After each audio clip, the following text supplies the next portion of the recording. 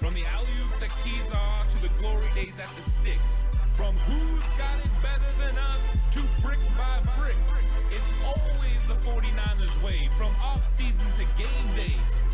Yeah, we talk back. It's the 49ers Cutback.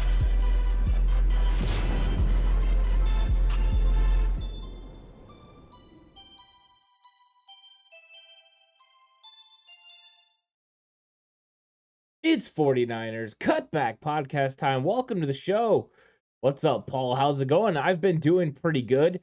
Staying busy. Life events are going on, but I had to come on and talk 49ers quarterback competition with John Lynch's comments today. There are so much that went into it, but I want to talk about the quarterback portion of it right now. I'm just so interested in his words and then how everyone's reactions were to those words and how some people took it one way, others took it another way. I think it's one of the most interesting things. And once again, here we are, 49ers talking quarterbacks.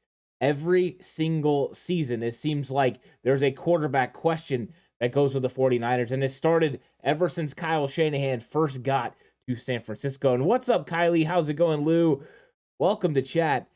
The quarterback position has never been stabilized in Kyle Shanahan's regime. And I think right now is one of those times where you just don't know for sure. You've got Brock Purdy. You've seen what he did in 7 games, but he was an unproven coming out of college. Now everyone was very high on him. A lot of people on draft day wanted the 49ers to take Brock Purdy. I could tell you that if you go back and watch the live stream I did, I was on covering rounds 4 through 7, and there were so many people. I got to give props to the Cutback crew and everyone that was here going in on the fact the 49ers were going to select Brock Purdy at some point during the draft, and they were right. And right before 262, everyone knew it was going to be Brock Purdy. I thought that was fantastic. But what's up, Gary? How's it going? So I'm really excited, and I love Paul's comment. He says, at least we are not the Baltimore Ravens this year. How smart was it of Lamar Jackson to announce that he had requested a trade just as John Harbaugh got to the podium to do his press conference? That is some chess being played. No agent, but yet a very intelligent move on his part. Well done. So I'm very, very excited about it. And longtime Niner fans says it wouldn't be a 49er season without quarterback drama. And that's how it feels. You have, of course, Brock Purdy. We saw what he did in a limited sample size, 7 games. And then with Trey Lance, we've seen 4 games, give or take, quarters of play from him. And then you've got the new addition, Sam Darnold, who can't be forgotten because he's only 26 years old, and he was a former 3rd overall pick in 2018. Now, the word is that Kyle Shanahan and Mike Shanahan did a lot of work that year on Sam Darnold to see about how he would fit this system. The 49ers, of course, had some early picks that year, and so they were looking into players that they could potentially add. And so Sam Darnold has been somebody that they've been somewhat enamored with. Apparently, Mike Shanahan liked him a lot. So I think all of these 3 guys have a place within the quarterback room and within this competition. And I think that was one of the things that John Lynch tried to make clear with his comments was not only that it was Brock Purdy that was ahead of the game, and he was the guy that was going to be the leader in the clubhouse. This is his exact quote. He said, I think Brock has earned the right with the way he played, that he's probably the leader in the clubhouse at that. He said, I'll let Kyle Shanahan make those kind of decisions, but I know when we talk, I think Brock's probably earned the right to be the guy. If we were to line up, he'd probably take that first snap. So what he's saying is, hey, if all things were equal and all 3 of these quarterbacks are healthy, right now Brock has done the most to be there to take that first snap. And I don't know if that is very outlandish. To me, I think that's very safe approach. I think that's the probably the approach that I would take, as well as I've actually seen more of Brock Purdy in game time plays and big time plays during a game than I've seen Trey Lance. Now, Trey Lance, of course, was a big time pick, and you've invested a lot of draft capital his way. His ceiling is through the roof. But I understand the thought process of a coach. So when I go into this, I say, okay, this guy right here, if you take names away from it or where they were drafted, then you say, you know what, this guy right here through 7 games played at a high level. He was a guy that I believe we could have won the Super Bowl with. And then you say, you know what, I got this guy, though. He's got a lot of potential, but hasn't quite proven it on the field. I'm going to go with the proven commodity right now. Now, I don't want to miss out on potential of Trey Lance, but what you're hoping is at some point, what you saw from Brock Purdy, that Trey Lance could become that or more. So you have an open competition. And that is one of the things that John Lynch was very clear about. He says they're excited about it. He said, we're really excited about where Trey is at his progress from injury. He's been working really hard. Love the opportunity to be able to bring in Sam Darnold and his skill set. We think it's a really good fit. So we like that quarterback room a lot. So this was not about really anything else than bringing a good quarterback room that they could potentially build around 3 players, because they can't allow what everything is to happen. Now, they were talking a little bit about Brock Purdy's timeline, and John Lynch said, but our hope is he's ready to go in training camp. We'll see how everything goes. We're going to do what's right for Brock because that's right for our organization, and be aggressive with what we do. So they're definitely going to make sure Brock is doing the right thing. So they're definitely setting a kind of framework for which Brock Purdy's offseason would look and how he could potentially fit into what the 49ers are going to do. But if he comes back from injury and he comes back at a time they believe is enough to get him acclimated, it seems like minus Trey Lance coming in and blowing everyone away, that Brock would take the first snaps. I think that's a normal response coming into this right now. He said Brock is going to work. He's going to do everything they ask and more, and they're very pleased with the way the surgery went, so we're all excited about that. I think that's a very, very nice way to say it. And then he said, we're still very excited about Trey. He's always, right, he's talks about one player, but we're still very excited about this one. John Lynch knows what he's doing as far as handling the media. He says, but I think the way Brock played probably has earned the right to be the guy. But it's certainly a competition. We'll always have that. And again, these are decisions Kyle makes, but I know our discussions, this is the way we're talking. I like the way he's going about it. It's, you know what, Brock has earned the opportunity to take the first snaps because of what he did, but we're not going to let him just come in and assume that this is his job.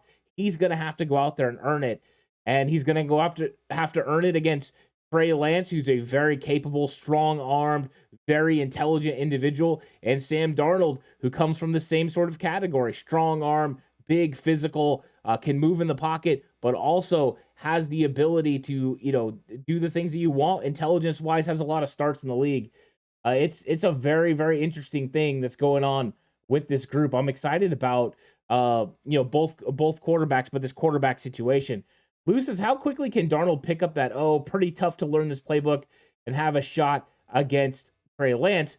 I think it's a little bit easier, for him overall because of him being involved in Robert Saleh's system for 1 year. So being in that system with Robert Saleh, the offense is very similar, so he'll know the terminology and have some understanding of, what that looks like. Plus, this is a pro. This is a guy that's been in and learned the playbook for a long time. I know it's difficult to learn the intricacies of Kyle Shanahan's offense, but if you have a general idea of the terminology and overall the verbiage, and it doesn't sound like Klingon to you, then you can pick it up rather fast. We've seen other players that have been able to do that. So I think that he'll be able to pick up the offense. Will he be behind as far as Trey Lance? Yeah, Trey Lance is going to have a mastery of what this offense is to him and what his reads and expectations are in this offense. So that in that case, Trey Lance has a huge advantage. Trey is also a tremendous athlete, and he processes information very well. So those two guys, I think, are in a different category than Brock, only because I think those guys have the physical traits that are a little bit better than Brock's. What Brock has is kind of that something different about him, right? He just makes plays. So to me, it's a kind of an interesting, thing between the two. Paul says Shanahan runs a meritocracy. I think Darnold hiring is insurance that Purdy's will be able to heal fully before playing. You're right. That meritocracy is very important. That's what really shows, the 49ers could go either way. The 49ers will take anybody that they think is going to be playing the best on the field. They don't care where you were drafted. And I think That's something that's very important. Sam Darnold's ability to get drafted number 3, that's no joke. You don't go 3rd overall without having a tremendous amount of talent.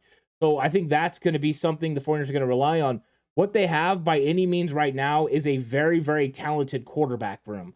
All 3 guys have their strengths. All of them have weaknesses. If you can use their strengths to the best of their abilities and limit their weaknesses, that's what you're trying to do with any player. You could potentially strike lightning in a bottle with 3 very good players. And if Sam Darnold comes in, you're like you said, Paul, if he comes in and he plays really well, you will see him move up the depth chart.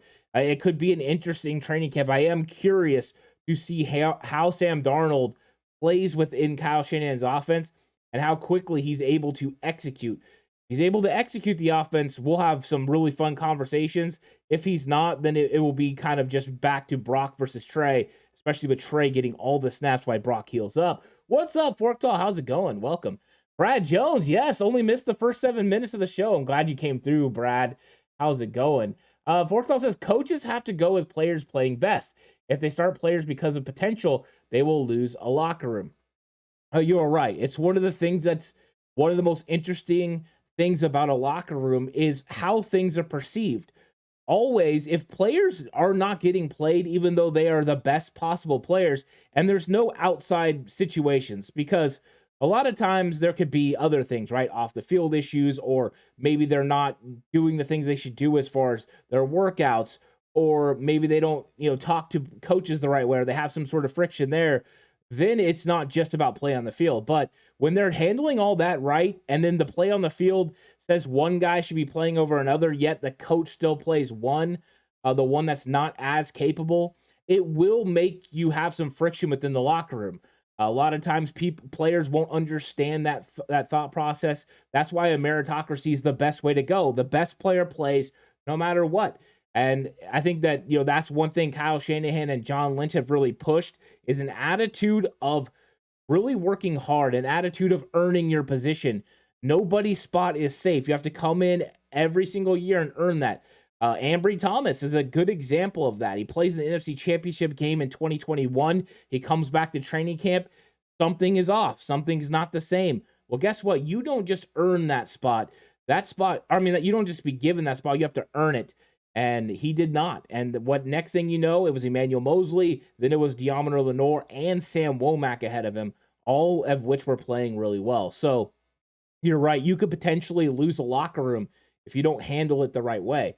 What's up, Terror Dome says, love Brock Purdy. Brock is a fun guy. There's something special about him. He just has a poise about him. He has a moxie that I think everyone really, really likes. And I know I do. I think Brock's a fun guy. As far as I just love it. I don't really fear him when he throws the football. There are quarterbacks when they throw, you're like, oh, hopefully this is not an interception. That's not Brock Purdy. That's not really Trey Lance to me either. But there have been other quarterbacks that have been there. Ben V says, I'm really hoping for an open competition. I think it's going to be early on. Now, how much is Brock going to be a part of that competition? I don't really think this is going to be a 3-way dance early in training camp. I think that the snaps are going to go to Trey Lance, Sam Darnold, and probably somebody that they either got at the end of the draft or an undrafted free agent that they signed. Those guys are going to get garnered most of the snaps. So I think we'll see a competition between Darnold, and I think we'll see one between Trey Lance. And then at some point when Brock Purdy comes in, I think those kinds of things will be kind of worked out. So I think it'll be interesting. But yeah, an open competition, I think it will be for the mere fact that Brock Purdy's not going to be inserted until later. What will get interesting is if Trey Lance is playing really, really good all through training camp, all through the preseason, and then Brock Purdy comes back a couple weeks before the regular season, they feel he's healthy, and then they go with Brock. That's when it could get kind of interesting. So I don't know if that'll happen, but I'm hoping that this timeline for Brock actually goes up a little bit the same way it has for other players. Potentially it comes in a little bit earlier so we can get involved in the beginning of training camp, or the middle of training camp, the beginning of the preseason. I think that would be huge. Lou says, oh, sorry, I missed Brad's. I don't think Sam was ever there with Saleh. He got traded when Zach Wilson got drafted. You could be right. So maybe I'm off a year. I was thinking that they had a year together, but you're right. He probably got traded because I think he was in Carolina for 2 years. So my apologies, Brad, on that. Lou says if Brock Purdy can make a complete recovery from the injury and beats out Trey Lance, is he traded or will Lance accept being a backup in perpetuity or until his contract becomes an issue? I think with Trey Lance, at some point, right, he's gotta get an opportunity or feel he's been given an opportunity. Now, if the 49ers have a healthy competition and Brock Purdy wins the competition, Trey Lance being a backup, I could see that there would be to potentially be some frustration there. Now, with the way that he's on the roster and the 49ers have control of him, I think they would consider a trade down the road, but I don't think you do it this year because uh, you want to make sure you have the healthiest possible room you can get. And so I think that they would make sure they hold on to Trey Lance, make sure he's there, and he could just keep himself ready and hope for the opportunity. This would be year 3, so you could easily trade him after this season and still have a couple of years of control for an opposing team. But I think what you're hoping is that people get to see a look at Trey Lance. I mean, the perfect situation, right, is for both guys to play good. They're both very affordable. So it's going to be a 49ers decision. I do think I'm sorry, I do think Trey Lance at some point looks for an opportunity outside the 49ers if the decision is met that Brock Purdy's going to be the guy. I just don't know when that's going to happen. Brad says, did you watch Lynch's press conference? Sounded like he may have had a rather large night out on the town with Jed and Kyle. I did listen to it. He was taking his time with his words. Could be interesting. Forcall says, absolutely, Coach Ant. Once all quarterbacks healthy, 49ers have the best quarterback room in the league. I like it. Lou says the infamous Shanahan doghouse. It's claimed a lot of players. It really has. Traffic, what's up? Says, yo, what up, TCC? Let's go. I love Brock Purdy. I think he should have been quarterback 1, but I also think Trey can be a quarterback 1 in this league. He sort of deserves a trade, in my opinion, to a team who will start him. I think that is a year down the road. I think the way the 49ers were absolutely scorned during the playoffs with injuries and just the way the season went last year, losing Trey, then losing Jimmy, then losing Brock. I think they're going to make sure they hold on to quarterbacks. And to be honest, with Trey Lance's upside, you don't want to give up on him a little bit too quickly.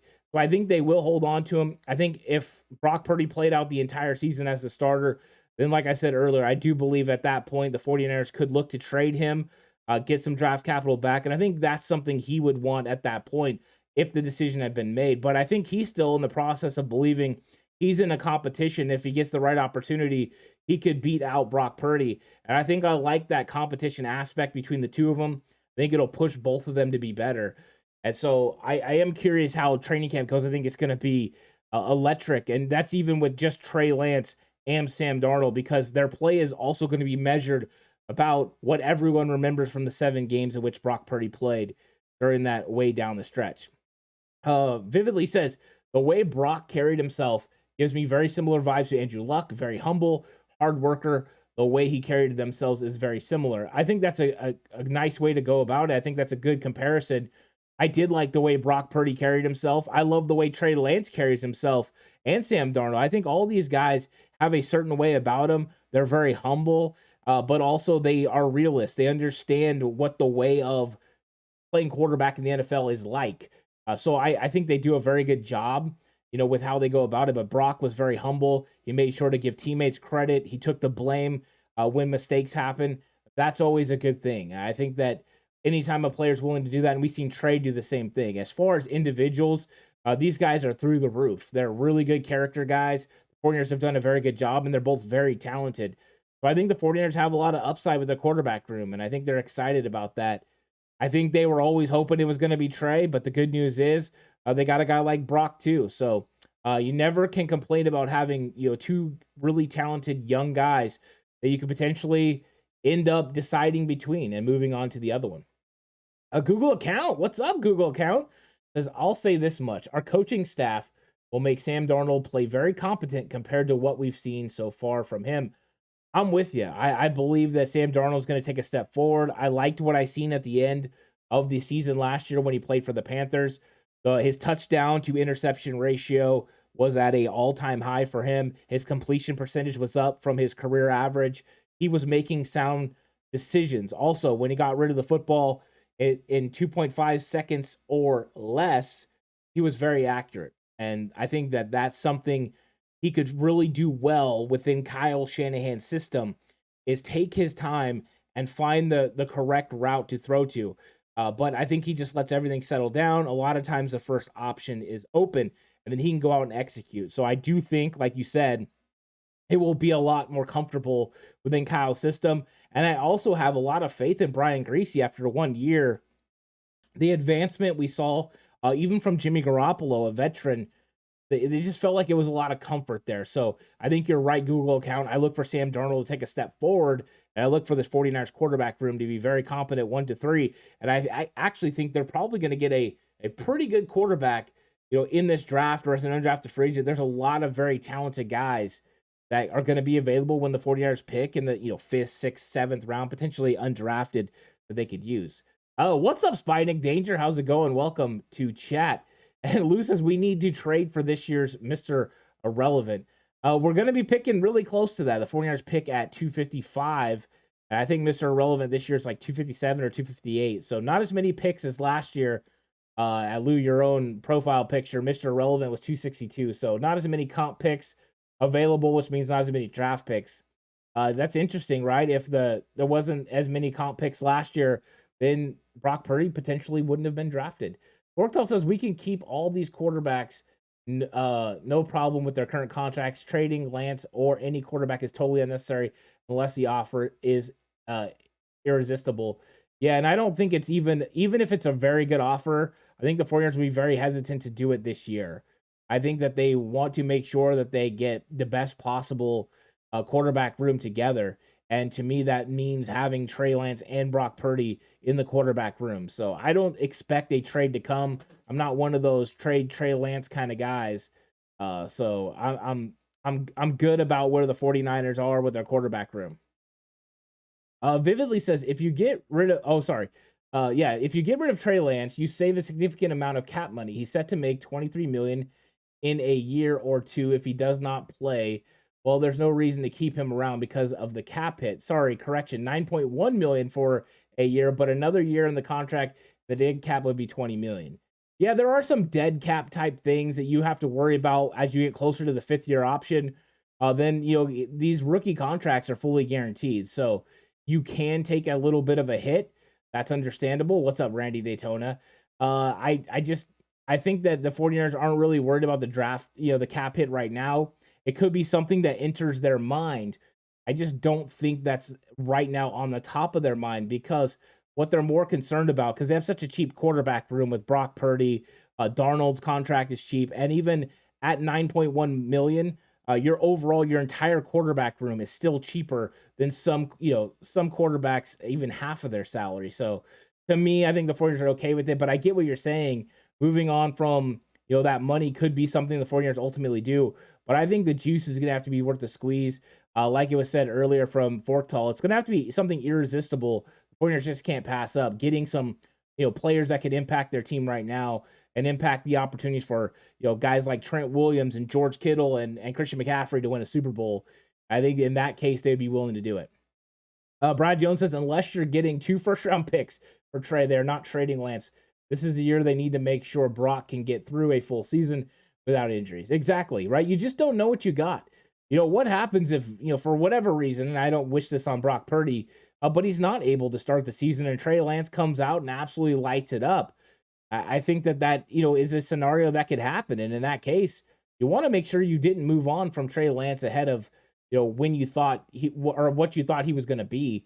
So don't jump the gun too soon. Plus, just having those two guys, it allows you the opportunity to make sure, nothing happens later on.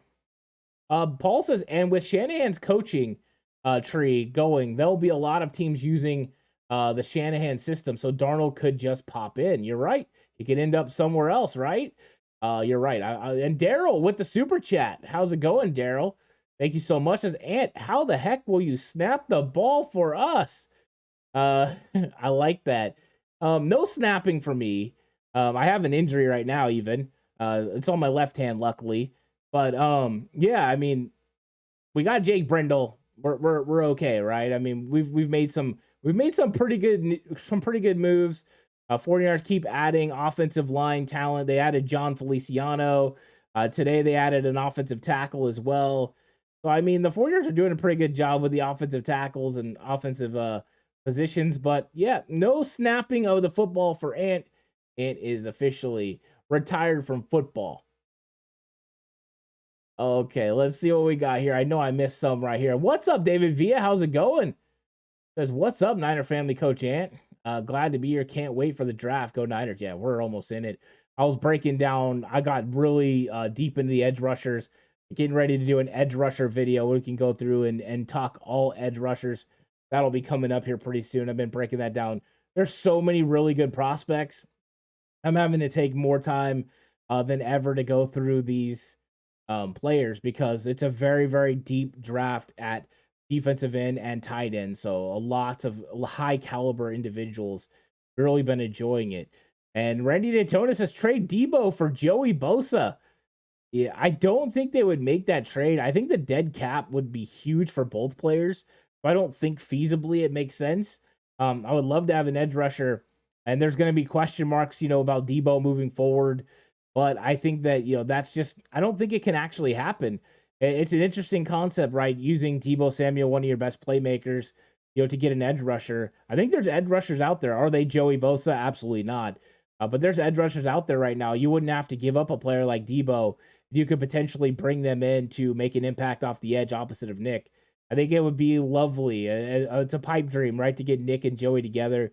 Nick talked about that on the Richard Sherman podcast as well, that they would probably break the NFL. I mean, that's what he said, break the NFL. So potentially, that might happen. Maybe when they're at the end of their career, they'd be willing to take less or whatever. So we'll see. Brad Jones, the legend of drafting CJ Beathard just grows even more. It landed Kittle in the 5th, and the comp pick of him leaving landed Brock Purdy. Well said, Brad Jones, right? CJ Beathard ends up netting the 49ers George Kittle and Brock Purdy. It could be legendary. We might be remembering CJ Beathard for all time. Forkdal says, and I'm feeling more and more like we're going to have a kicker competition now that Gonzalez traded here. I think we're drafting a kicker late to compete since Gonzalez was so easy to get. Yeah, John Lynch talked about that a little bit today in his presser as well. Talked about how the agent reached out or tipped them off that he was going to be released. They reached out to Carolina and said, hey, we're not going to give you a whole lot, but if you'd be willing to, swap 7th round picks or flip 7th round picks, we would be willing to take on that trade. But yeah, all things considered, it sounds like there's going to be a competition at the kicker position. The staff, the coaching staff really likes Gonzalez. So he's going to be somebody the 49ers are potentially ready to roll with. And in 2021, I know he didn't play in 2022, but in 2021, 90% on his kicks is good. That's very good. And he's a guy that, has a lot of touchbacks, pretty accurate kicker, can make it from 50 plus. I think those are good things, but I think you're right. I think they fully expect to bring in a kicker, whether that is another free agent who doesn't land somewhere else, or if that's a player in the draft, whether they draft Jake Moody or they sign someone as an undrafted free agent. I think all those are possibilities, for the 49ers. But I do think you're right. There's going to be a kicking competition in San Francisco. We're going to have 2 kickers for sure on that 90-man roster. Traffic says, what position do you think the Niners will go with their first pick? I always lean towards edge. Now, there have been some movement as far as some safeties have been sliding down the board a little bit. So potentially there's players that, could be available for the 49ers from the safety position. I'm high on Taylor Hawkins, so I'm not one of those people that need to take a safety. But if the right one falls, I'd be willing to do that. I think it's going to be an impact player. It could be an edge. I think that would make an impact. If there's a certain offensive tackle that they really like, they could go that direction. I think those ones always make sense. But to me, it would probably be somebody that could rush opposite of Nick Bosa, somebody that could come in and compete behind Drake Jackson, depending on who's available there. I think that's the way to go. Paul says, any chance of a printable Coach Ant draft book? Yeah, I know John Chapman does his. Yeah, I'm actually going to work on some stuff. I've been writing everything down, so potentially I could do that. Let me see how much work I could get done. I'm not going to lie, my personal life right now is a hectic time. So I am finding it a little bit more difficult to do the amount of work I normally do on the, on the breakdowns of the draft and everything. But if I could get that together, Paul, I will definitely do that. I think that would be fun to do and put out there and let everyone know my opinions on players and how my process of breaking players down. So yeah, if I can get to that, I will. It's something I'm writing them all down. So if I can get it put together, I will definitely put it out there for everyone to get. So that way they can just see how we feel. Because I mean, Chapman and the Rush, they do such a good job breaking down players. But all of us have different opinions. I mean, there's some players that I really like, that they don't, and there's some players that they really like that I don't. And it's all about the eye of the beholder and some of the traits and things you look at. So I think it would be fun. I really do think it would be fun. Let's see. Randy says 4 million dead cap this year, save 15 million next year, 11 million in 2025. So you're going with the savings, Randy. I like it. Looking at the breakdowns of the salary cap to make it work. And how about them Niners? Says Ant. Do you think it would be worth it to trade Debo for a dominant elite right tackle, possibly post June? I wouldn't. I mean, I don't know who this dominant right tackle is. If you look around the league, there's not very many right tackles that are dominant because you're not paying right tackles normally the amount of money that like somebody like Peters is getting in with the Eagles. I mean, his contract's ridiculous. Will him and Mike McGlinchey reset the market for right tackles? Could happen, but most of the tackles want to play left. That's where the money is. That's where you get $30+ million like Trent Williams. So I don't know who the dominant right tackle would be. I think if there was one, you would think about, making moves. I just don't know if I'd be willing to move on from Debo. I think Debo, when healthy, and Christian McCaffrey together, it's just tough. I can't move on from Debo. I couldn't do that. I would have to have some belief in Chris Furster. I think I would rather give up draft capital to go get a right tackle than to trade a player like Debo Samuel that could have a huge impact. Plus, I mean, Kyle has a very specific way he likes to use Debo within his offense. To me, I think another year of having Debo and Christian McCaffrey together is probably what the doctor ordered. But I understand wanting to upgrade the right tackle position. I just don't think Debo's the answer to get it done. Paul says, but don't stress out because your wife and your marriage are much more important than football. That is true. So I appreciate that. But yeah, I have been working on some stuff behind the scenes. Some of it will become apparent. You guys will just see a little bit of changes here and there. It's some of the stuff that I've been working on. I'm really excited about it. But I have definitely had more things going on than last year. I mean, last year at this time, I was just all on the film, man. I was breaking it all down, and I still have been doing a lot. I've watched a lot of players, and I've really enjoyed the draft process, but yeah, it's a little different this year. Brad says if we don't trade up, we edge, tied in, and then or edge again with 99, 101, and 102. I think the interesting thing is, because I do think we should edge, and I wouldn't even be against edging twice. Getting a couple of those guys, that makes sense for the 49ers, because the way the 49ers go about bringing in certain, guys that fit certain ways is they can double up on edge because they don't use them the same way. And I think that's one of the main categories that I'm interested in is how the 49ers plan to address it, because, they'll get a guy that plays significant edge. You got your Drake Jackson, or other guys, but then they get guys who go on, that can play both.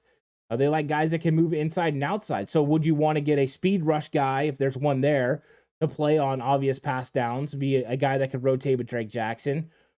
And then would you like to get a guy potentially that can play outside and inside?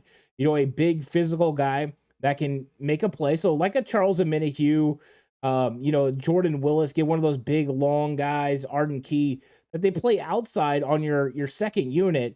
But when it's obvious pass downs, they can kick inside. Or even if you just want to put Bosa back on the field, but you want to leave one of those guys in your second unit, you could do that. So somebody like a Zach Harrison, for instance, he's a 275-pound defensive end, 6'6" with that huge 87-inch wingspan. Well, he plays outside in your second unit, and then, it's third down. I don't want to put my whole first unit in. I want them to still rest, but I want Nick Bosa to be back out there. We'll kick Harrison inside, pull out Kevin Givens, and here you go. You're ready to go on third down. So I think you could get two different style of edge rushers and potentially make an impact that way too. So I definitely am with you on that. Forktail says, wow, Brad, I never thought anyone would be able to make me a Beathard fan. There you go. Look at that. Brad Jones making people Beathard fans out here. I like that. Lou says, Ant, better to stay put at 99 through 102 or improve 3 spots, a bundle, and move up. It all depends on how the draft is falling. I've said this for a while. If there's a couple players that you really like that you feel could make an impact on your team, and you need to move up, 9 to 20 spots, like, then go do it. Make sure you get an impact player. Now, one of the things the 49ers can definitely do, though, is because they have 3 picks right there, they can move down slightly. There are lots of teams that are going to want to move up into that range, so they don't have to wait for day 3 to make their pick. With the 49ers picking at the end of day 2, there could be teams there. So the 49ers might be able to slide back from, say, like 101, where they can make their pick at 99, and then at 101, slide back. Let's say they slide back to like 112 and then pick up 138, for instance, in that deal. Then what you get is now you get 2 fourth-round picks. So you pick two threes and you get 2 fours. Then that would make sense because then you can kind of get some guys that are in that intermediate range. So I wonder if the 49ers want to package up and lose, positions to fill out this roster, or potentially drop back from one of those picks and pick up an extra pick, maybe in the 4th round, to make a move. So I kind of would like that. And how about them? Niners says, thanks for the input, and hit that like button. Yeah, everyone, please hit the like button. Subscribe if you haven't already. Pushing towards getting to 4,000 subs before the draft. I'd really appreciate everyone's help. So if you're watching for the first time and you haven't subscribed to the channel, please give it a subscription. Appreciate it. What's up, Siggy? How's it going? Says, what's up, Faithful? Reggie says, let's get a safety with that first pick. Huff's new best friend, Star, is out there somewhere. Yeah, there's some good safeties that are probably going to be in that range, and some guys that are slowly falling into the 4th round. So there's some guys that are going to be there that the 49ers can pick, and I think they could actually draft a couple of guys and see how they turn out. Guys with huge skill sets that fit playing opposite of Huff. It's a perfect season to locate someone that you could put in there and allow them to make an impact, but also they have the opportunity to do so because they have a very experienced veteran in Tayshaun Gibson ahead of them.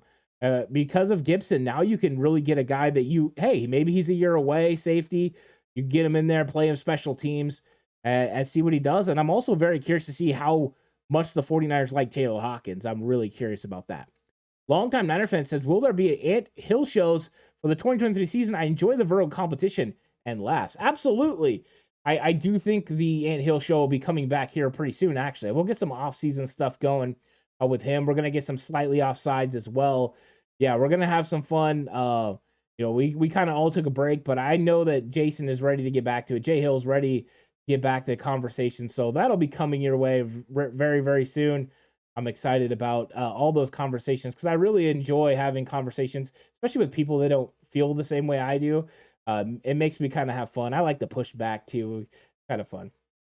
Paul says all 3 third-round picks packaged together only get us up to like 61, though. Right? When you're looking at value, would you rather have 3 third-round picks? Who are those guys going to be? I think that's a big question. But I mean, could you imagine if one of those guys you really like at tight end fell, and you're able to grab one of those tight ends, and then you're able to get an edge rusher that you really like, and you're able to get an offensive tackle? Like, let's say, one of those guys fall, then yeah, I mean, it might be one of those things where you're like, wait a second, I should have stayed there. So it's a 3-for-1 price tag, but all these guys are cheaper. So I think you're right, Paul. There could be a lot of value. What my normal process has been, and I'm going to do another mock draft this week. I did the other one for channel members and patrons, but I'm going to do the next one on YouTube. I'm going to put it out, live for everyone. You guys can join me as we go through the picks. Is what I've been prone to do, and I didn't do any trades in the first one.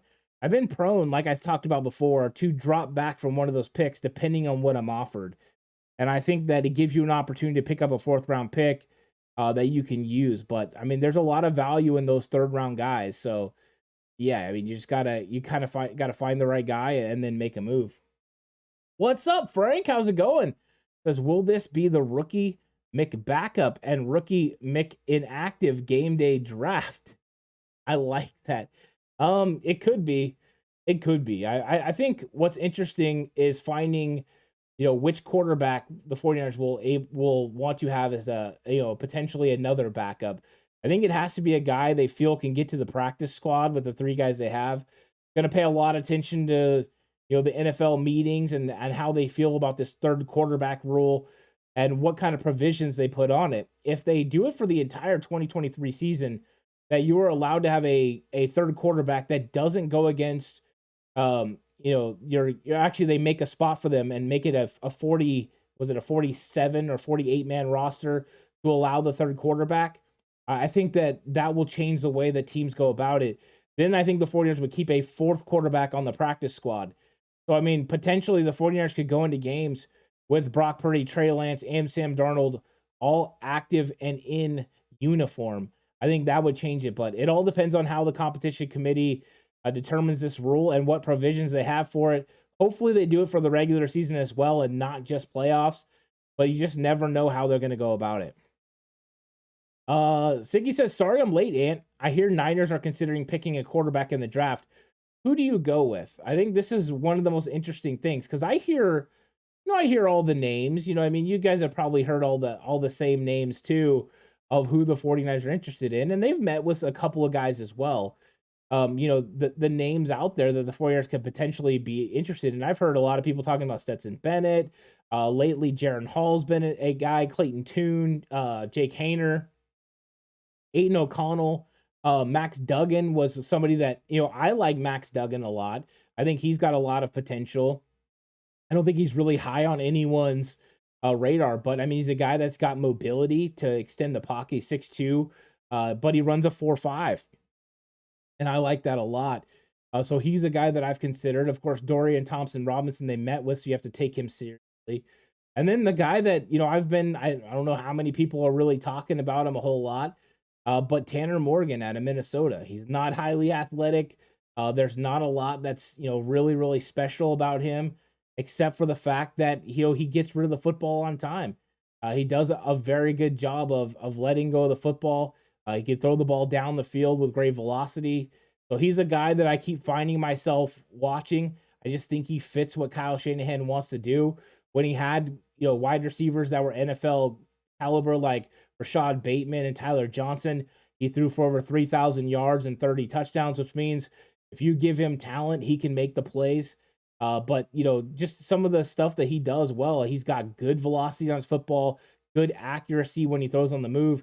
And then he's got great timing. He can put the ball right where he needs to get it, and those guys can get up the field. And I think that's what it is. But when you're talking about him, of course, they're always saying he doesn't have an elite arm. He's not effortless on deep throws down the field. But that sounds a lot like Brock Purdy, right? As far as that category, which means you don't need those things to be successful within Kyle Shanahan's system. But he has a quick release, and he has good accuracy on short throws and in the intermediate.